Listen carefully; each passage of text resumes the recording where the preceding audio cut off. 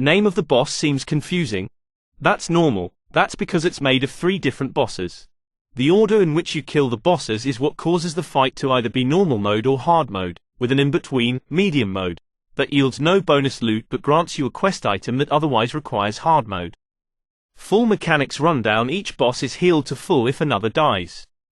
Multi-dotting and cleaving is thus entirely useless, except maybe the case of Affliction's eradication uptime. The 3 bosses are Steelbreaker, Giant, Runemaster Molgheim, Vrykul, and Stormhealer Brundir, Dwarf. For normal mode, they will die in this order, big to small.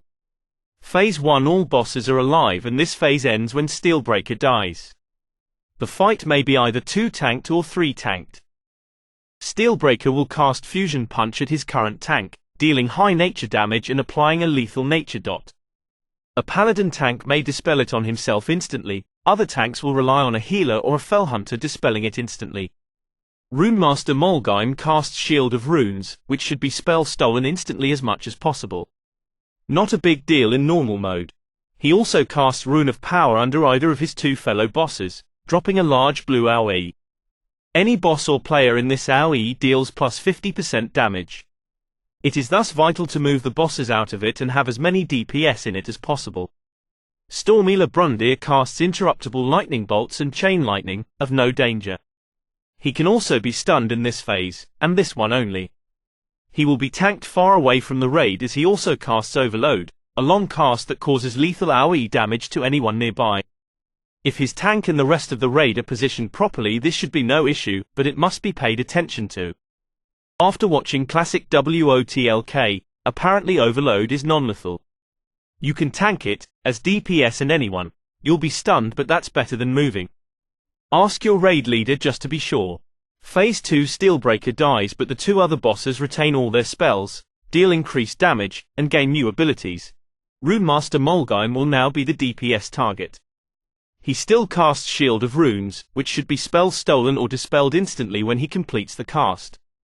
If not dispelled, Runemaster Molgheim will deal plus 50% damage for a while. This is manageable in normal mode. He will still cast Rune of Power and DPS must make use of the zone. Runemaster Molgheim is now able to cast Rune of Death. This drops a very large green AoE at the current location of a player. The zone inflicts heavy shadow damage every second to any player in it. Thus, if the cooldown of this ability is known on DBM, it will be called to spread around and stay clear of the Rune of Power. When the Rune of Death drops, all players should move out of it and then move back to the Rune of Power to DPS. Stormhealer Brundir is now able to cast Lightning Whirl. This is an interruptible channel which, every few seconds, will deal near lethal nature damage to a few random raid members. This should be interrupted near instantly. If Brundir's tank is Paladin or Druid, it will be required that a DPS, Shaman, DK, War, Rogue, will stay on Brundir for interrupts, in spite of his DPS being wasted on him. Phase 2 ends when Runemaster Molgheim dies. If possible, DPS will halt until Molgheim drops a fresh Rune of Power. They have a limited duration, in order to end the fight faster thanks to the increased DPS. Phase 3 only Stormhealer Brundir remains, dealing further increased damage with all his mechanics. He will reflect some damage when hit by auto attacks, but it is easily healed through. His melee swings are also still close to negligible. Now that all DPS are focusing on him, his Lightning Whirl should be interrupted instantly by DKs and enhancement shamans. His new ability is Lightning Tendrils and will be cast regularly during the fight. When he does, he will fly up in the air, while remaining targetable for ranged DPS, and deal extremely heavy damage to anyone close to him.